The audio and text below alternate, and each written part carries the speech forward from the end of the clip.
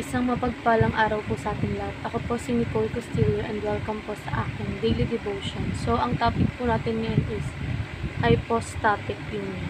So, the Holy Hypostatic Union is the mystery and majesty of Christ, being fully God and fully man in one person, without confusions, change, division, or separations.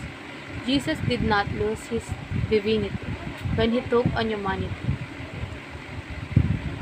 nor did he become less human because he was God. In one glorious person, the fullness of God and man dwell together. This union makes Jesus our perfect mediator, able to represent God us and us to God. He understands our weakness, yet He has the power to save. So, meron daw pong tatlo na so first is God save but cannot die. Second is man can die but cannot save. And Jesus is truly God and truly man, able to both to die and save.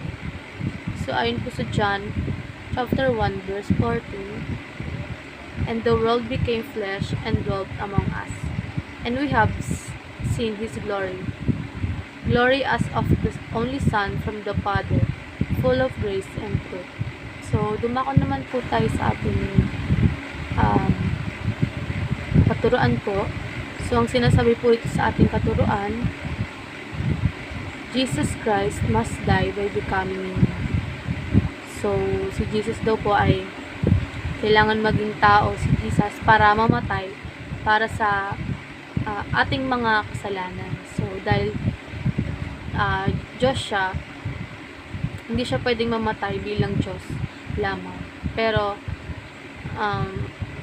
nang siya ay naging tao, naranasan niya ang sakit, hirap, kamatayan bilang kapalit natin. So, kumbaga,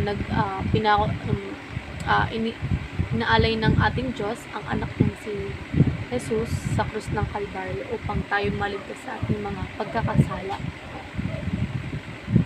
So, hindi siya kumbaga nagbuhay hari dito sa ating mundo.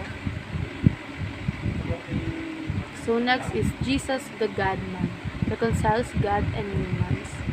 Si Jesus ay both Diyos at tao, dahil dito siya lang ang qualified na mag-reconcile o mag-ayos ng relasyon ng Diyos at tao. Siya ang bridge na nag-uugnay sa atin muli sa ating Diyos. Kumbaga, siya yung naging daan upang mapalapit tayo sa ating Panginoong Diyos muli. So next is, Jesus is the ruler of both heaven and earth. So hindi lang siya tagapagligtas, siya rin ang makapangyarihang hari. Siya ang may kapangyarihan sa lahat, sa langit man o sa lupa. So wala siyang hindi kayang gawin. So sa applications naman, trust that Jesus has suffered all your sufferings. So alam ni Jesus ang sakit, lungkot at hirap dahil naranasan niya ito bilang tao. Kaya pwede kang magtiwala na naintindihan niya ang pinagdadaanan mo. So next is, believe that Jesus can save you to the uttermost. So walang kasalanan o sitwasyong hindi kayang abutin ng kapangyarihan ni Jesus. Kaya kanyang iligtas ng lubos at walang pagkukulang. So next is, surrender all to Jesus, the great King of both heaven and earth. So dahil siya ang hari ng lahat, na nararapat lang na ibigay mo sa Kanya ang buong buhay mo, magtiwala ka sa Kanya, sumunod ka at sambahin siya bilang hari. And ayun lang po, maraming salamat.